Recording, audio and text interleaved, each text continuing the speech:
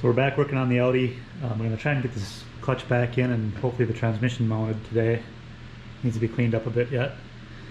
One thing I found is it's got a lot of debris in here. There must have been a mouse nest up here at one point.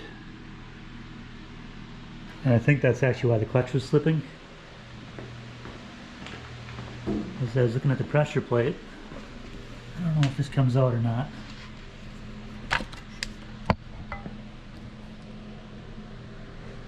There's actually a lot of debris inside the pressure plate springs. So I think that was probably keeping it from engaging all the way.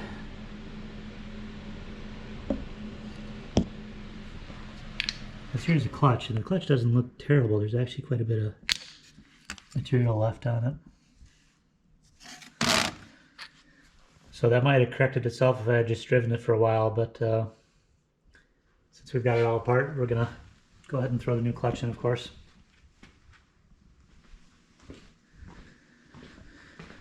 But first we got to get this thing cleaned up, so see if we can get some of this 36 years of debris off here.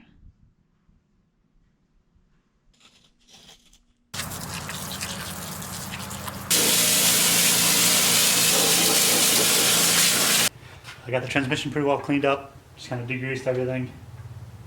It's not perfect, but it's good enough for now. And I'm going to replace this slave cylinder and throw a bearing here, and we'll work on the clutch on the car and we'll go from there.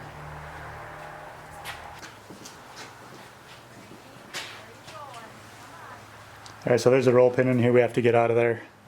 So we'll pop that out and then this cylinder should slide right out.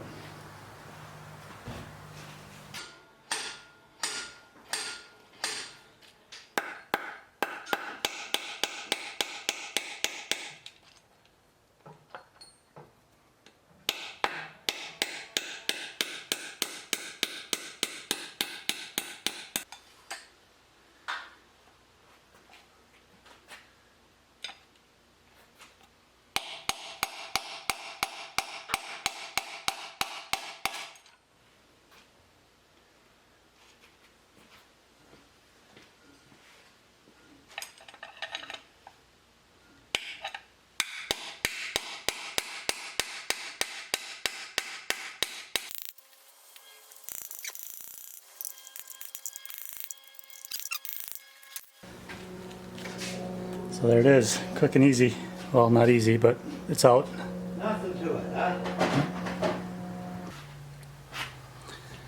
Okay, so next up I'm going to replace this throw bearing. So I'm just going to pull this clutch fork out, just make it a little easier to replace.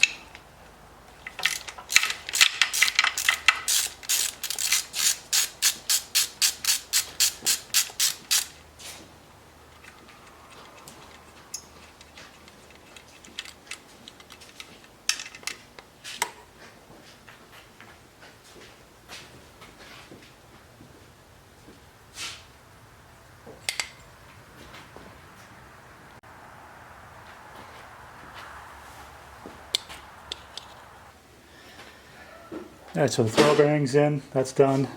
Just slide this new slave cylinder in, get that locked in place, and then we'll go work on the clutch from there. Put some anti-seize on here just so it doesn't come out hard next time if I have to replace it again.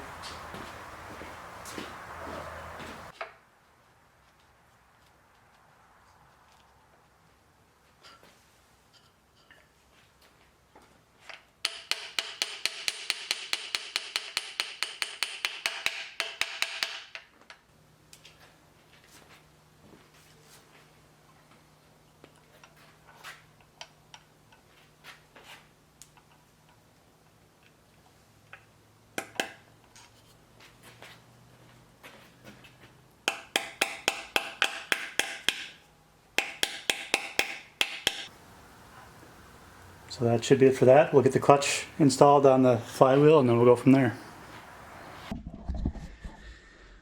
Alright, so the next step is to replace the pilot bearing. So there's a new one. We already have the old one out. My dad just used the slide hammer to pop that one out. Gonna reuse the same flywheel. We didn't resurface or anything. You can see it looks terrible, but it actually feels pretty good. It didn't chatter or anything before, so I'm just gonna roll the dice and reuse this one. Normally you would want to either replace this or resurface it or something, so those of you that have done clutch jobs are probably yelling at the screen right now telling me I need to replace it, but I'm trying to save a little money, so we'll see how this goes.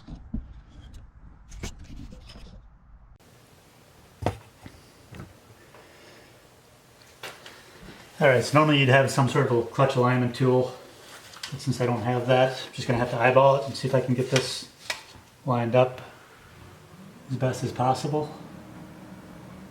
So one more time, we'll just check the markings. So this is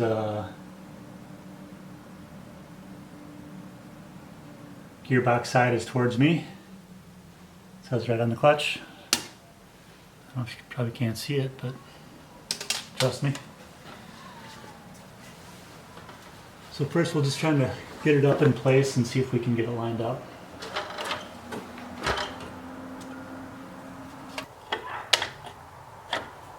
So that should be fairly well lined up. So what we'll do is we'll just see if we can get a few bolts started.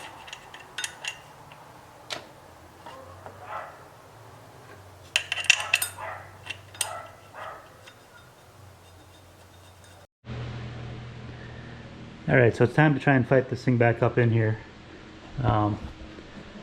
Just a few of the challenges. I do have the axles left, or the half shafts that I have in here yet. So you had to kind of fight around those. And then all the, some of the hoses up on top I've got bungeed up out of the way. And here's the mechanism, or here's the tie rods that I have unhooked. Here's the rack. I had unhooked this just because you have to tuck the bell housing up behind there to get it to seat. So, alright, so this is about a week later. You can see the transmission's bolted up in here. I just got a couple bolts in it right now. My dad actually got this done while I was gone, so I'm just gonna go through, tighten everything back up. I'm not gonna film much of it just because it's just the reverse of taking it out. You guys have already seen that. So we'll get this get going on it and see how far we get.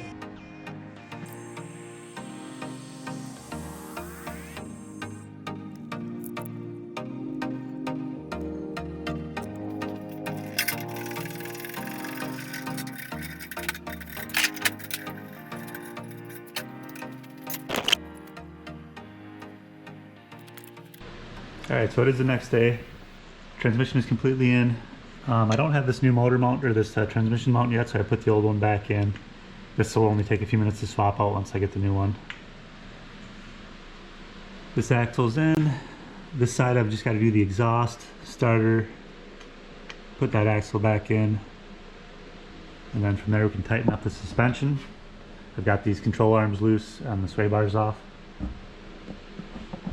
And then we should be done for today. So all these control arm bushings are shot, so I'm just going to tighten this up on the lift. Normally you'd want it sitting on the ground, but since everything's already shot, I'm just going to tighten it up on the lift, and then once the car's more sorted, then I'll go back and put these control arms on. New control arms and bushings and everything else. So kind of the next step is just wrap a few of these things up, see if we can get it fired up. It hasn't run for over a year again.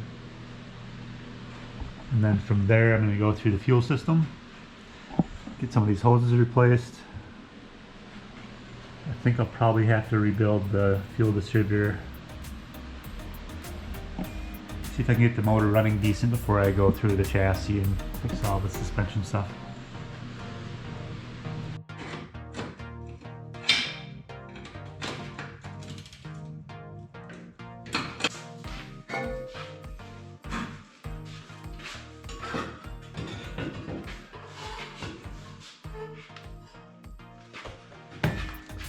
So I'm not going to take this for much of a drive today. I need to get some new tires on it. I'll show you why. So these things, where's the date code? There we go, there's the date code. 35th week of 2007 is when they were manufactured. So they've got some cracking on the sides. I don't know if that shows up, but the big concern is we've got some huge cracks in the tread. So they're just completely dry rotted. I don't know if that shows up or not.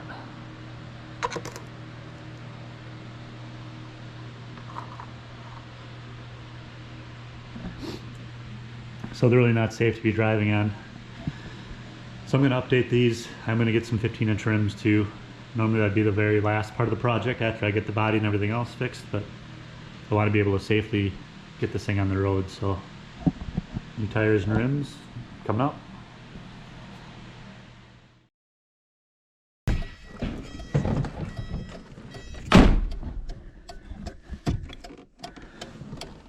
I don't know where there we go. So let's see if this thing fires.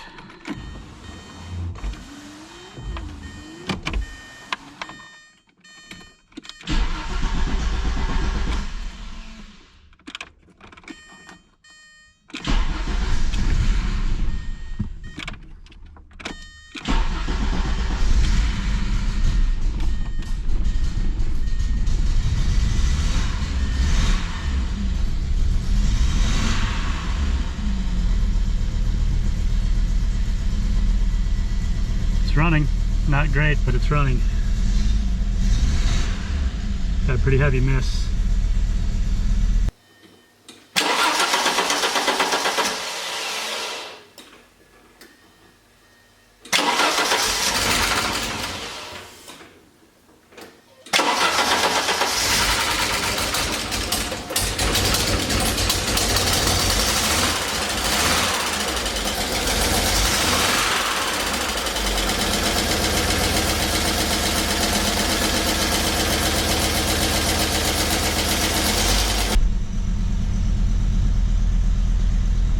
Clutch feels pretty good actually.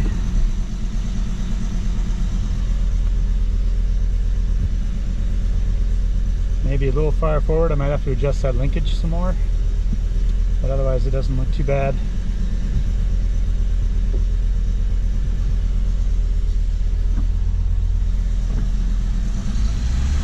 It's starting to run a little better.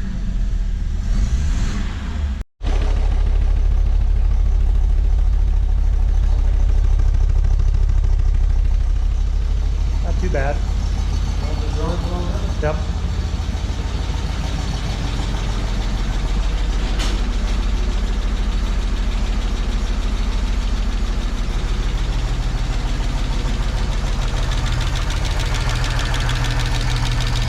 Noisy lifters, but it's not too bad.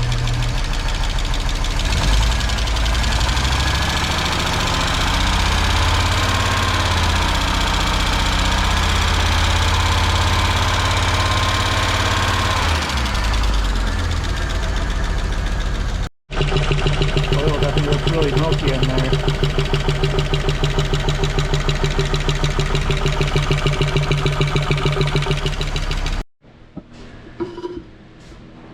Alright, so the oil was looking pretty milky, so we're just going to change this out quick.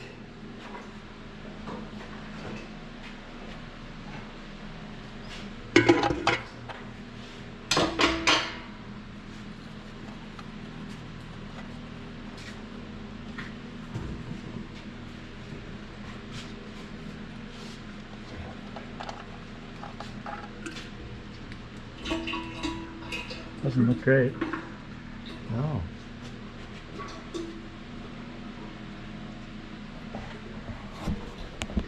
Alright, so we changed the oil. It's been running for a while. It's already starting to run a little better. Sounds a lot better. It's not missing so bad.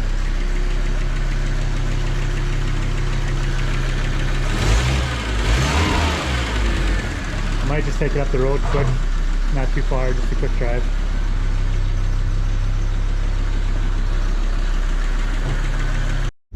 Alright, so I got a temp light flashing, but the temp's still good range, so we're okay there. I think I just got a bad sensor.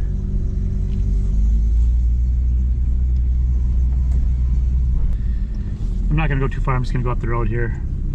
I don't have any lights, and sway bar link's not hooked up either. I hear it clunking.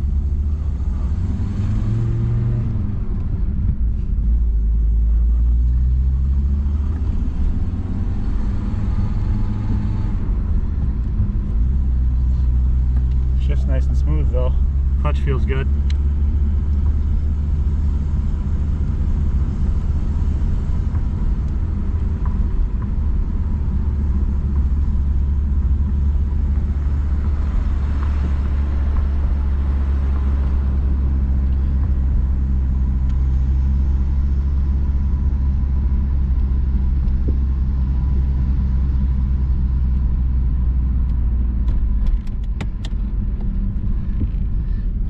Bottom lights is for the parking brake, which isn't hooked up.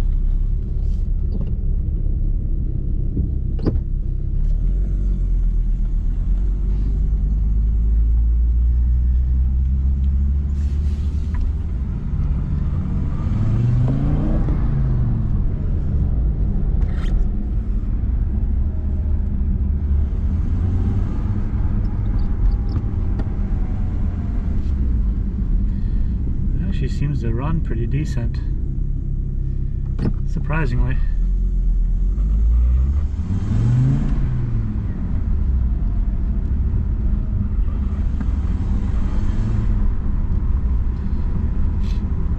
Shift's nice.